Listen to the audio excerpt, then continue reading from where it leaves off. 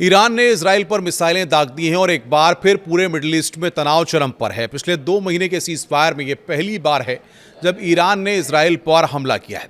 ऐसे में अमेरिका के राष्ट्रपति डोनाल्ड ट्रंप ने इजराइल के प्रधानमंत्री बेंजामिन नेतन्याहू से फोन पर बातचीत की और उन्हें ईरान पर जवाबी हमला करने से रुकने को कहा है।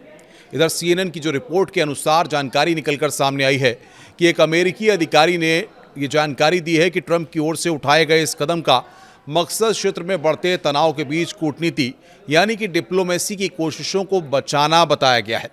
ट्रंप ने नेतन्याहू को चेतावनी दी है कि हालात और बिगड़ने से बचना चाहिए। या उन्होंने ये भी कहा कि उनका मानना है कि ईरान के साथ समझौता बहुत करीब है।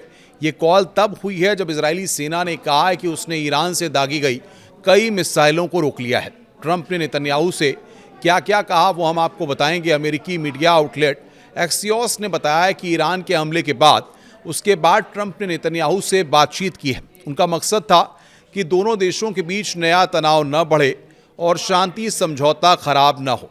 ट्रंप ने ईरान से भी कहा है कि ये बातचीत की मेज पर वापस आएं। ट्रंप ने फॉक्स न्यूज़ से कहा कि हम समझौते के बहुत करीब हैं।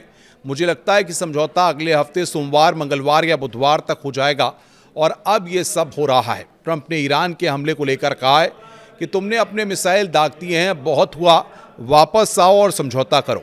उन्होंने कहा है कि दोनों ने अपना हमला कर लिया है, अब हमें और नहीं चाहिए। इजराइल ने हमला किया और ईरान ने हमला किया है। वहीं फाइनेंशियल टाइम्स से बातचीत करते हुए ट्रंप ने कहा है कि अगर अमेरिका और ईरान के बीच कोई समझौता होता है तो नेतन्याहू को उसे मानना पड़ेगा। उन्होंने कहा कि नेतन्याहू के पास कोई विकल्प नहीं होगा और ये भी कहा है कि वो मानते हैं कि असली फैसला अमेरिका ही करता है। इस बार ट्रंप ने नहीं की गाली गलौज। अधिकारियों के अनुसार भले पिछले हफ्ते ट्रंप और नेतन्याहू की बातचीत काफ़ी तीखी थी, लेकिन रविवार की बातचीत में वैसी गाली गलौज या तीखी बहस देखने को नहीं मिली।